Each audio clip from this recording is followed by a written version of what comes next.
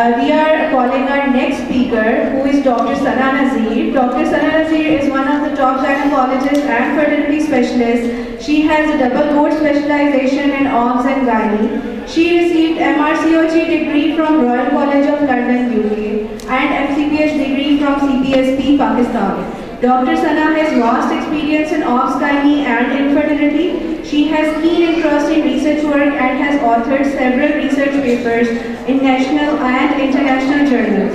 She is distinguished doctor known for her advanced medical expertise in diagnosis and treating infertile patients. She offers compassionate and proficient care to patients. She assists individuals and couples to achieve their family-building dreams in personalized manner. She is currently practicing at Ikra Medical Complex, Lahore, treating high-risk and low-risk pregnancies, and also practicing as consultant gynecologist and fertility specialist at Australian Concept Fertility Centre, Lahore. We are delightful to have in our consultant panel. Today, her topic of presentation is optimizing egg quality and endometrium receptivity in PCOS, tips and tricks for gynecologists. So please put your hands together for Dr. Sana Nazir. Detailed introduction. A very warm welcome to all of you. Thank you so much to join us today. I am Dr. Sana Nazir. I am a consultant gynecologist and fertility specialist. Today's topic of my presentation is optimizing egg quality and endometrium receptivity in polycystic ovarian syndrome patients. I am glad to present this topic because I have a special interest in management of the PCO patients, and secondly, it is the most common infertility problem in our population. In this slide, I just want to share how much it is common in total infertility, female infertility.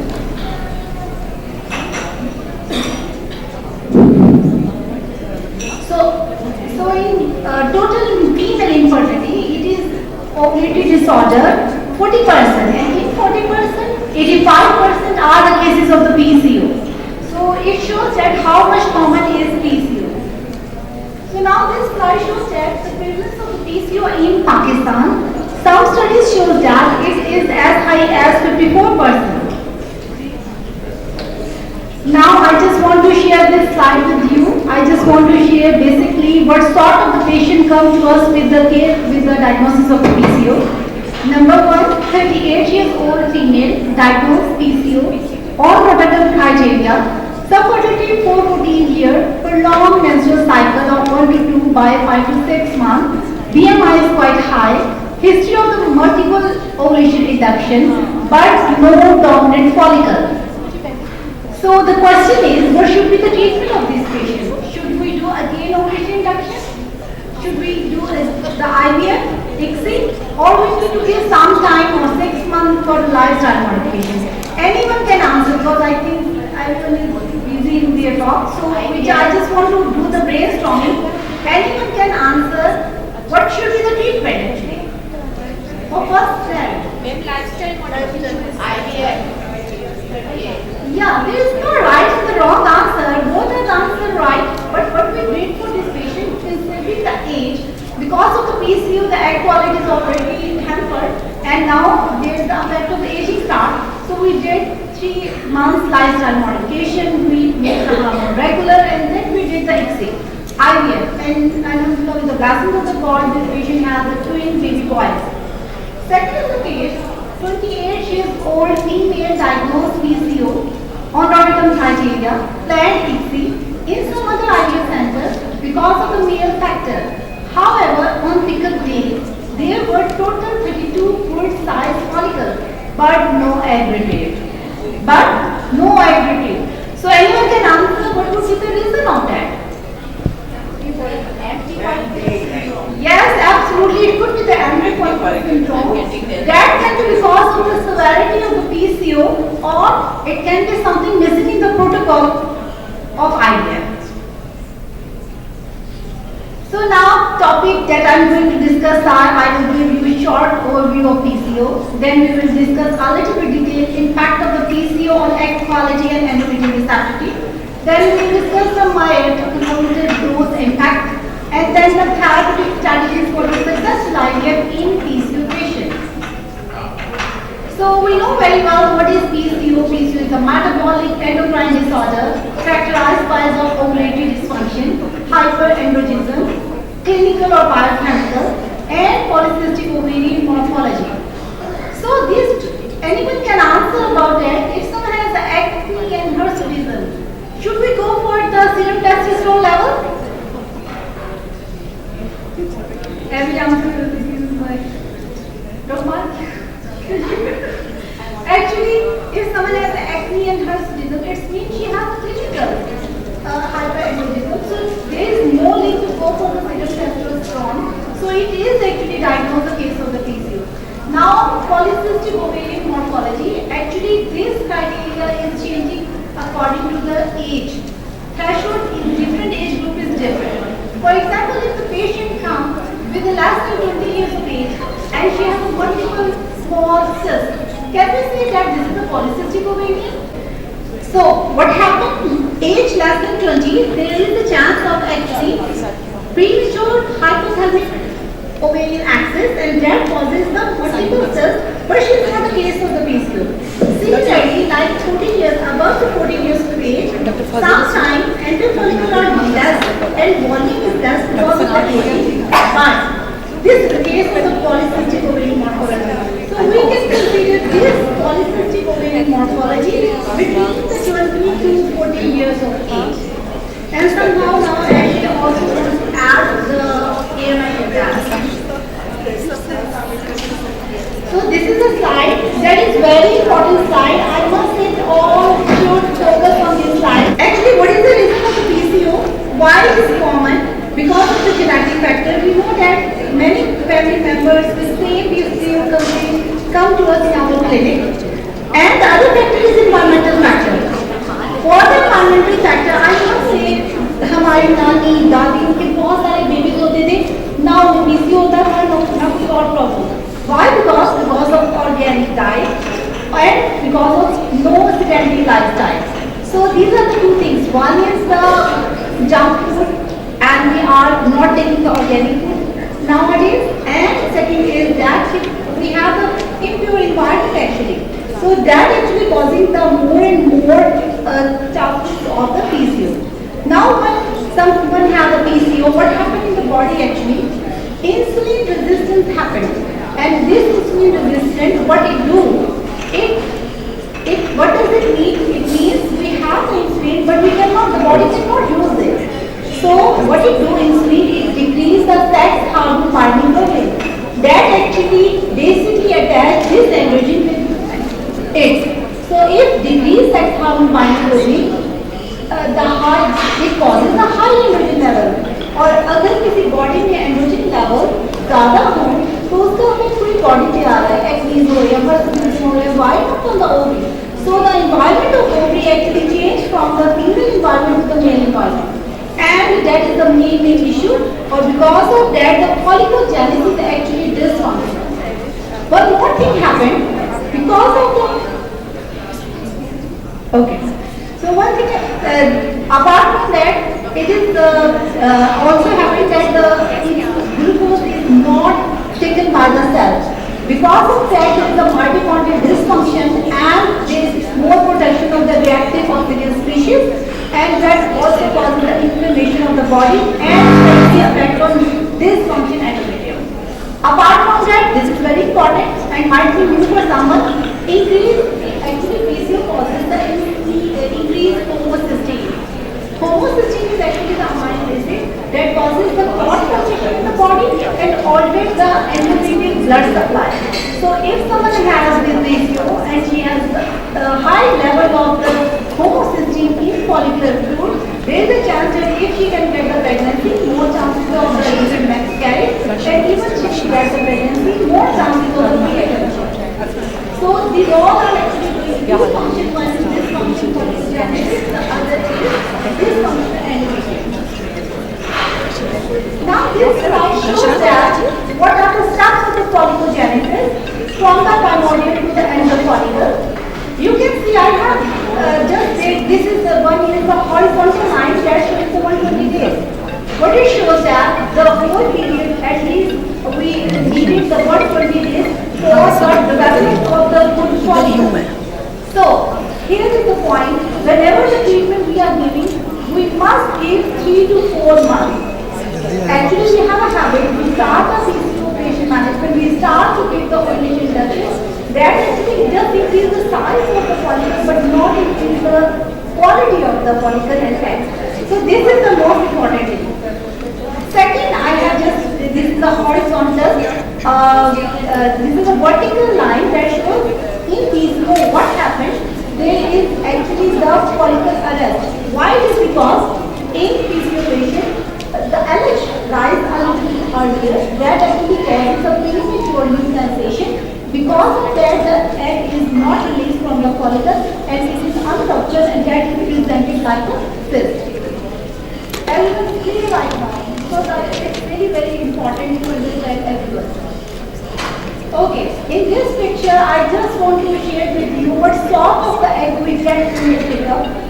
A-grade, like this, very beautiful cytoplasm and gonadotropin and the floral body. And you can see this D-grade.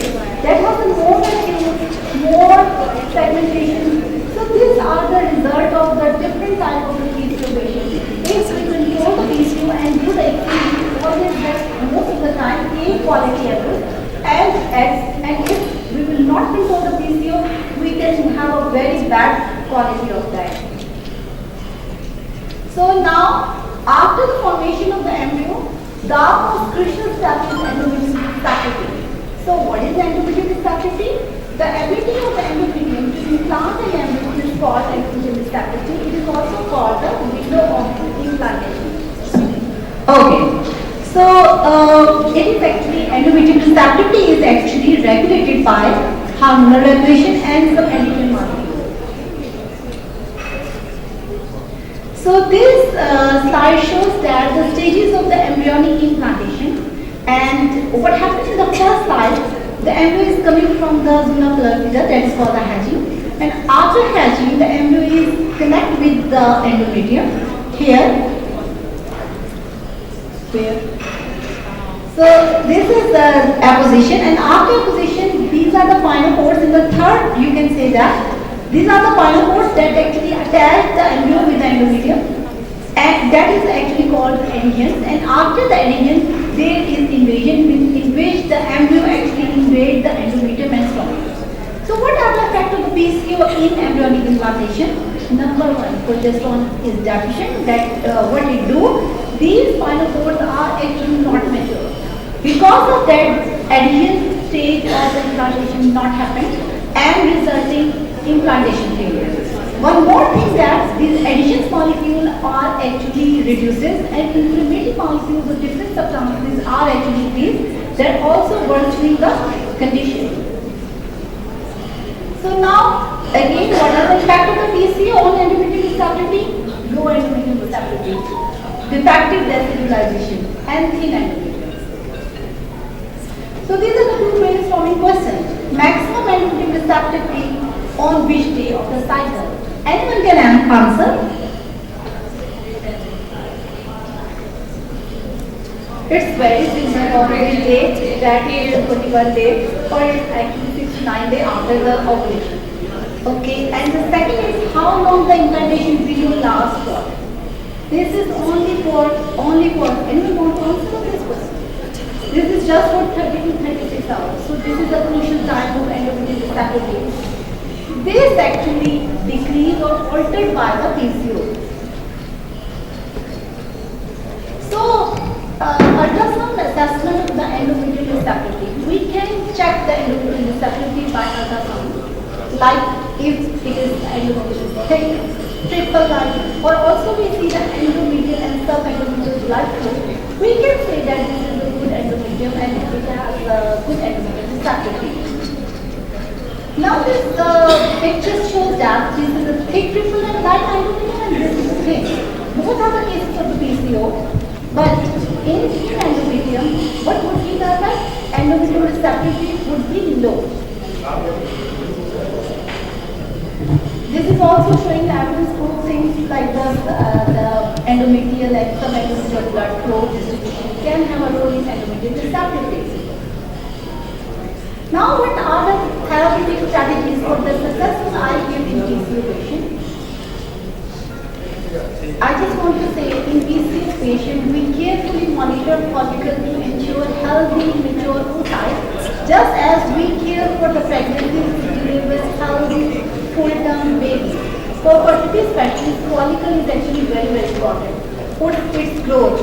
Overgrowth is actually, if it is the long time, that is more than 13 days, if the follicle will take for the growth, we suspect that this is not a good follicle. So what we do, we always in the fertility center, we always do the proper assessment, take the comprehensive history, examination and the investigation. Everyone knows more than me about that. But I just want to highlight in fertility center what things we focus actually. The most important is age. So this age, if someone comes with the age less than 30, the treatment management plan will be different. And if patient comes at 38 of their age, then the treatment definitely will be different. Similarly, comorbidities. Comorbidities are very important to diagnose. For example, if someone has a BMI high and also someone has a diabetes and someone has a and other companies, we need to rule out that. Why? Because whenever someone has a hypertension or BMI high, we used to do the lipid profile. And we'll do lipid profile in PCOS patient. That's the point. Lipid profile, if someone is high, what could be the effect of that? It increases the chances of the preeclampsia in the patient when she will be pregnant. And also research shows that lipid profile, if they are increased, there is also effect on the egg quality. So I think everything is known on the ovary. Okay, now it is a comparison of the normal ovary and the PCOS. In the PCOS, we know that pelvic follicles are more and the stroma is thick. But how much stroma is thick? That is actually very important to know, because if stroma is thick, it shows that the more androgen will be there, and the ovarian stimulation for the body actually always focus on that. And even sometimes the follicles like pickup would be difficult. Now, what is the treatment that we give in IVF center? We give the lifestyle management, medication, supplement and fertility treatment.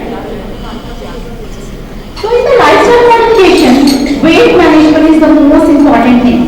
We always prefer for the weight management to reduce the weight if age is less. If age is more than 39, the most important for us is the egg quality. So we always focus on that. Physical activity, according to the weight, we actually discuss and counsel the patient with the different therapies, for example, vigorous exercise, aerobics, and even bariatric surgeries. We all offer that if we want to reduce the weight. We always prefer infertility patient to take the Mediterranean diet that is anti-inflammatory and increase the egg quality. And the last is this, we always avoid, we counsel the patient actually in the lifestyle, we always focus what is eating. If she is eating junk food, because junk food are more inflammatory, as junk food is chicken actually, and chicken is the feed of the chicken is really bad. It has steroids that actually causes the hormonal imbalance. So this is the main issue that we are getting more and more PCOS. Proper sleep. Proper sleep actually gives the melatonin, increase the melatonin levels, and melatonin studies show that has a very high role in the egg quality. And also we manage the weight stigma. Why? Because if someone has more weight, there is mental stress, and that can actually affect negative effect on the result. So we always focus on that, and counseling session also we give. So what is the medication we give in our center? Number one, metformin, because we are discussing again and again, all is because of insulin resistance. So we give the metformin, but everyone knows that in metformin, 50% cannot because of the compliance. So, because of the side effect, we cannot give them because of the bloating and nausea and vomiting. So, what is the therapy or what is the treatment for that? We used to start it like with small dose, 500 weekly, then after the week 500 twice weekly, and then after the week thrice weekly. And also we have an option to go for extended release metformin that also reduces side effects. So oral contraceptive pill should be definitely give for the hormonal deprivation and also it reduces the androgen level. So which one is the best in PCO patient? Which Femila or Yas or Diet 35? Time 35. Diet 35 is not recommended by us and also ASHRAE because of the high risk of the DVT. So, Femila and Yas both are good because the estrogen level in it is a little bit less. So, we prefer Femila, Yas according to the affordability. Anti-androgen drugs we not give because of teratogenic effects. And anti-obesity drugs, yes, we give and we are going to give a beautiful lecture and we will discuss in that somehow. And other medicine that we give in our infertility center, let us also do not give the tablets clotting because of anti-estrogen effect. And also we give the clotrimazole also to the patient. Now this is a slide, you can see that supplement to improve the oocyte quality and endocrine stability. Whatever the treatment you need to give 3 to 4 months because I can share with you the slide of follicle.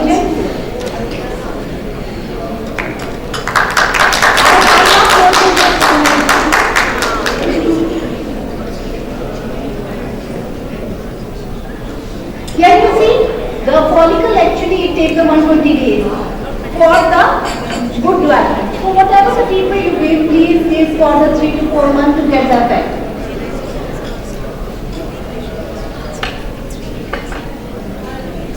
So there are different tonics that we can give. Myoinositol is very good insulin sensitizer, but we can add with myoinositol the different things. If someone has a GI problem, we can add the probiotic. If someone has a stress and the problem in the sleep, we can add the melatonin.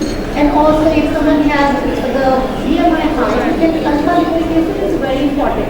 And it is insulin sensitizer, anti-inflammatory and also antioxidant.